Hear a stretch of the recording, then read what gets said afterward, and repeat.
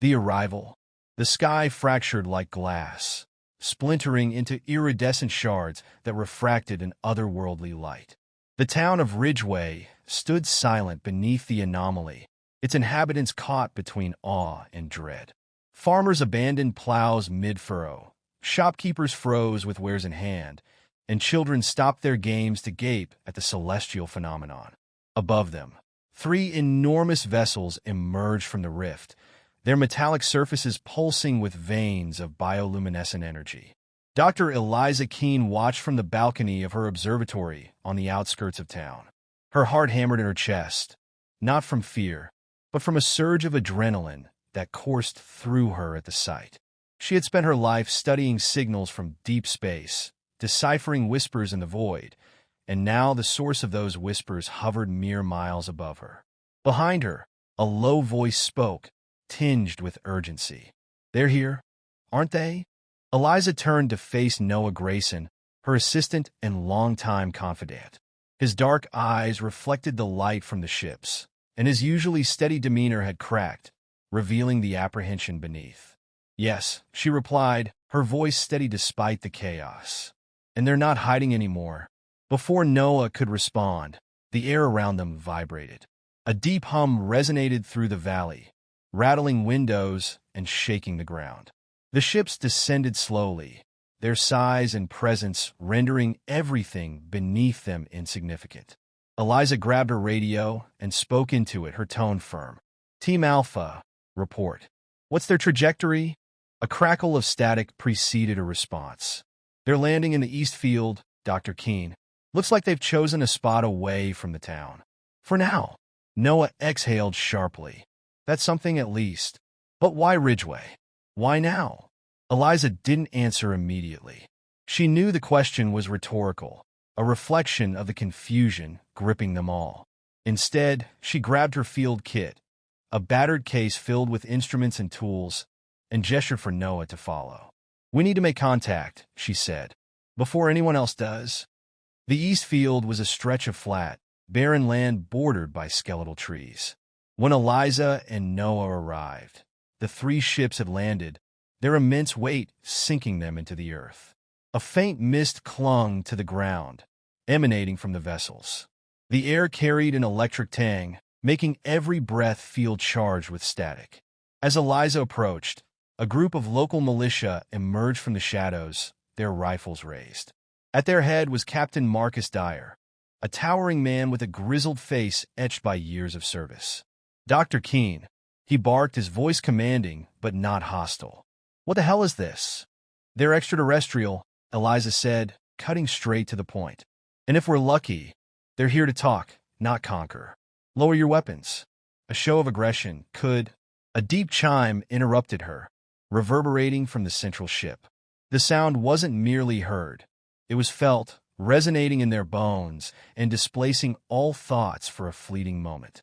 A panel on the ship slid open, releasing a pulse of light that coalesced into a figure. It wasn't human, but neither was it wholly alien. The being was tall and slender, its translucent skin revealing a lattice of shimmering, organic circuits beneath. Its eyes glowed a soft amber, radiating an intelligence that seemed to pierce through every individual present. The militia tensed, fingers tightening on triggers, but Eliza stepped forward, raising a hand to halt them. "Don't," she said firmly. The being raised a hand, mirroring Eliza's gesture. It spoke, though its mouth didn't move. The voice echoed directly in their minds, clear yet layered with harmonics that defied description. "We are the Ant Heron," it said, "seekers of lost kin and custodians of balance. This place, it bears the mark of disturbance. Who among you will answer for it?" Eliza hesitated, parsing the words carefully. "I am Dr. Eliza Keene, an astrophysicist and researcher. We've observed signals, possibly from your people, for years but didn't understand their nature." "What disturbance do you mean?" The ant heron tilted its head, as if considering her. "A tear. A wound in the fabric of what you call space. It originates here, destabilizing far realms. Our arrival is not one of conquest, but necessity. If the wound festers, this world and others will collapse into void. Eliza's mind raced. A spatial tear? She had read theories about such phenomena, but nothing suggested they were possible on this scale. What caused it, she asked. The Antheron's glow dimmed briefly, as if in mourning. One of your own. A vessel crafted by your kind pierced boundaries it was not meant to cross. It now lies beyond, its presence an anchor for chaos. Eliza's stomach sank. The failed Atlas 19 mission. A deep space probe launched 5 years ago. Its signal had vanished without explanation. She had always suspected something had gone wrong. Now, the truth loomed before her in the form of a catastrophic ripple effect. Captain Dyer stepped forward, his tone wary but resolute. What do you want from us? If this is our mess, how do we clean it up? The ant heron gestured to its ship. Enter. There is much to discuss, and time is fleeting. Inside the ship, Eliza marveled at the architecture. Walls of liquid metal shifted and reformed, adapting to their presence. Screens displayed star charts, mathematical equations, and images of the tear, a swirling vortex that seemed to devour light itself. The ant heron led them to a central chamber, where a three-dimensional projection of the tear hovered above a pedestal. Your probe, it said, is at the heart of this anomaly. It must be retrieved and destroyed. Yet the journey to do so will test the limits of your endurance and unity. Eliza stared at the projection, her mind grappling with the enormity of the task. Beyond the tear lay uncharted territory, a region of space where physics twisted and logic unraveled. We'll need help, she said finally. The Antheron's amber eyes brightened. We will guide, but we cannot intervene. This trial belongs to you. Captain Dyer crossed his arms, his skepticism apparent. And what happens if we fail? The Antheron's voice softened, almost sorrowful. Then this place will become nothingness, and we will mourn its passing. The silence that followed was heavy, punctuated only by the faint hum of the ship. Finally, Eliza spoke, her voice steady and resolute. Then we won't fail? The ant heron inclined its head, a gesture that might have been approval. Prepare yourselves. The journey begins at dawn. As Eliza and the others left the ship, the weight of their mission pressed against her shoulders. She glanced at the tear on the horizon, its edges flickering like a mirage. This wasn't just about survival. It was about redemption, proof that humanity could confront its mistakes and rise above them. And as the first rays of sunlight touched the valley, Eliza knew the world would never be the same. Here's a focused narrative piece based on your guidelines. The wind carried a brittle chill, one that bit through the woolen cloaks of the villagers gathered at the foot of the blackened hill.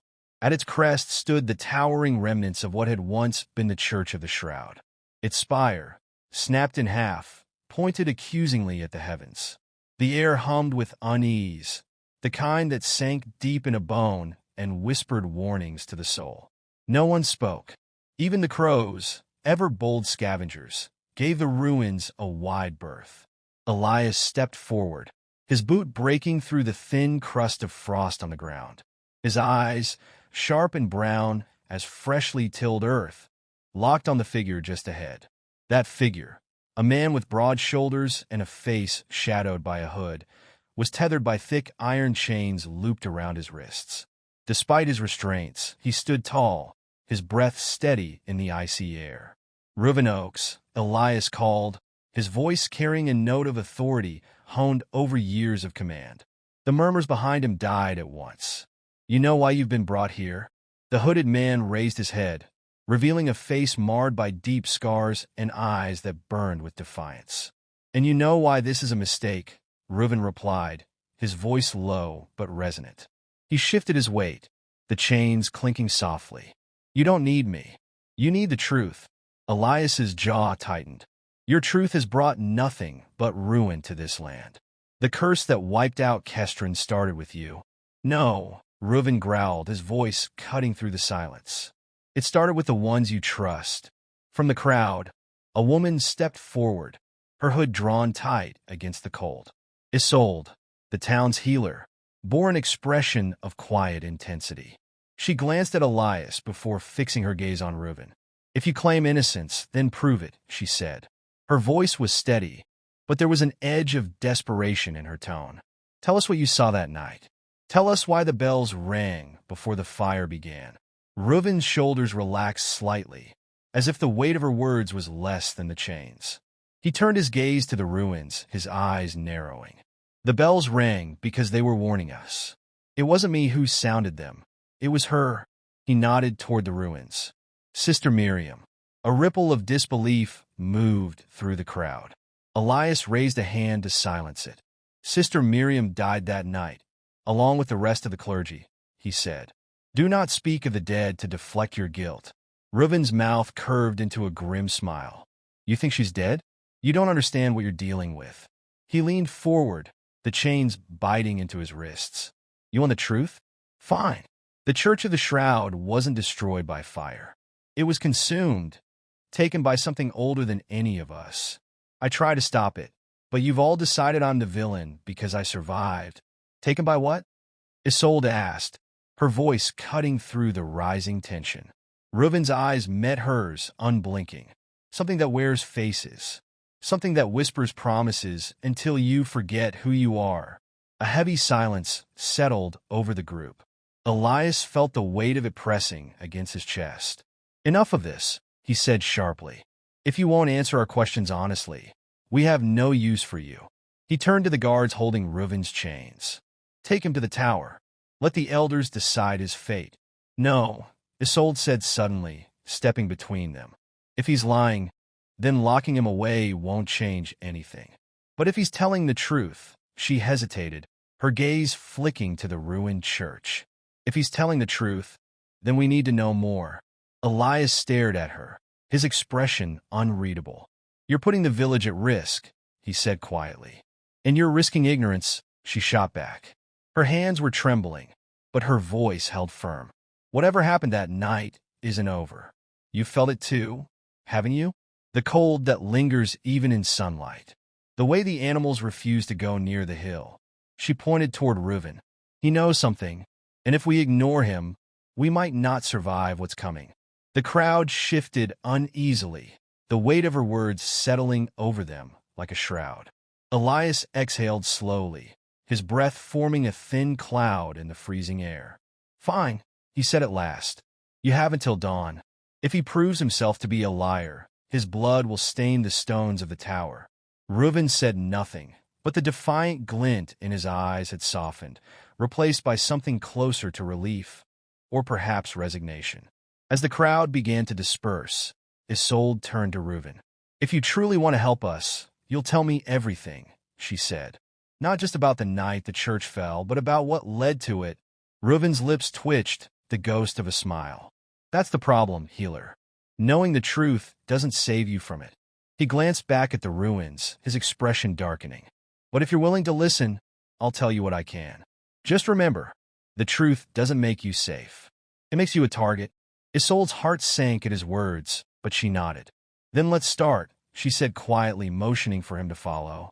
As they walked toward the hill, the last light of the sun disappeared behind the horizon, leaving only shadows and the faint, haunting toll of a bell that no longer existed. The section closes with tension intact, setting up a sense of foreboding while deepening the characters and central conflict. Flight from the Deathworld. The planet of Racolin was a monument to hostility. Towering spires of volcanic rock cut the sky, their edges razor-sharp, while sulphurous winds scoured the surface. What little vegetation existed was predatory, with roots that ensnared prey and blooms that spewed toxins. To survive here was to defy the natural order. Ashka slid into a crevice between jagged boulders, her breathing ragged. Her environment suit had held against the last acid rainstorm, but its oxygen reserves were running low.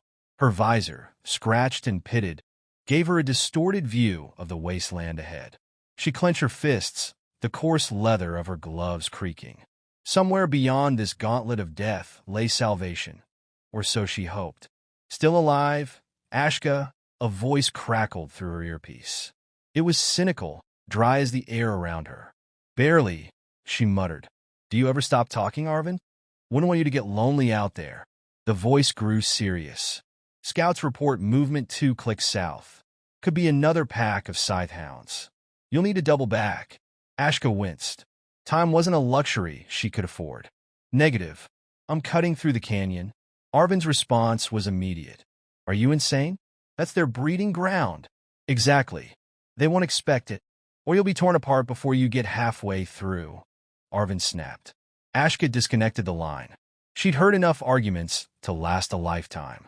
The canyon loomed ahead, its entrance marked by jagged rock formations resembling fanged jaws. Shadows moved within the depths, their shapes ambiguous yet menacing.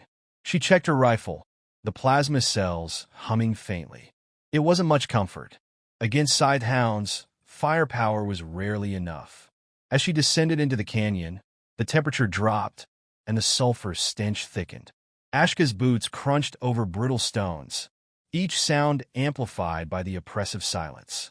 Her every nerve screamed for her to retreat, but desperation propelled her forward. Halfway through the canyon, she spotted them. At first, it was just a flicker, a pale blur against the darkness.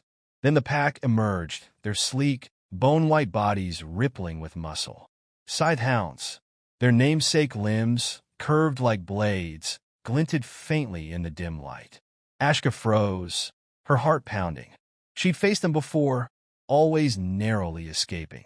They were relentless hunters, capable of slicing through armor like paper. One hound broke from the pack, its head low, eyes glowing with predatory focus. Ashka raised her rifle, aiming for the creature's exposed flank. The shot hit true, a burst of plasma, scorching its side. It yelped and collapsed, but the pack didn't falter. If anything, they seemed enraged. Damn it, she hissed, breaking into a sprint. The hounds gave chase, their guttural growls reverberating off the canyon walls. Ashka veered toward a narrow tunnel she'd spotted earlier, squeezing through just as the first hound lunged. Its blade-like limb clashed against the rock, sending sparks flying. The tunnel was tight, forcing her to crawl, but it offered a temporary reprieve. Arvin, she said, reactivating her comm, I need an evac at grid 972. Now. His response was curt. You're cutting it close. ETA, 5 minutes. If you survive that long. Ashka didn't bother replying. She emerged from the tunnel into a small clearing, where a twisted tree stood like a sentinel. The bark was blackened and cracked, its branches festooned with bioluminescent orbs. She wasn't alone. A figure emerged from the shadows, clad in a patchwork of armor and scavenged gear. His face was obscured by a mask, but the twin barrels of his shotgun were unmistakably aimed at her. Drop the weapon, the stranger ordered, his voice distorted by the mask. Ashka didn't move. If I drop this, we both die. Scythehounds are right behind me. Not my problem, he replied coldly. A low growl interrupted them. The first hound had found its way through the tunnel. It emerged, bloodied but undeterred, followed by the rest of the pack. The stranger cursed, raising his shotgun. Fine, but if you stab me in the back, I'll haunt you. Noted, Ashka said, leveling her rifle. The hounds attacked as one, their movements a blur of claws and teeth. Ashka fired in controlled bursts, each shot illuminating the clearing in flashes of blue light. Beside her, the stranger unleashed a barrage of buckshot, his weapon roaring like thunder. It wasn't enough. One of the hounds leaped, its scythe-like limb aimed for Ashka's throat. She rolled to the side, firing point-blank into its chest. The creature crumpled, but another took its place. Run, the stranger yelled, tossing a grenade into the midst of the pack. The explosion was deafening, the shockwave throwing Ashka to the ground. When she looked up, the clearing was a smoldering ruin. The remaining hounds retreated, their guttural howls fading into the distance. Ashka struggled to her feet, her suit's alarms blaring. Evac should be here any second. The stranger slung his shotgun over his shoulder, studying her with wary eyes. You're not from around here, are you? No one's from here, she replied. Name's Ashka. You. Call me Revan, he said after a pause. Before she could reply, a low hum filled the air. A sleek dropship descended, its lights cutting through the haze. "Guess this is my ride," Ashka said, climbing aboard. Revan hesitated. "You owe me one. I don't forget debts," she promised, extending a hand. After a moment, he took it, climbing aboard just as the dropship lifted off. As the wasteland shrank below them, Ashka allowed herself a moment of relief. But her gaze drifted to the horizon, where dark clouds swirled ominously. The Deathworld wasn't done with them yet.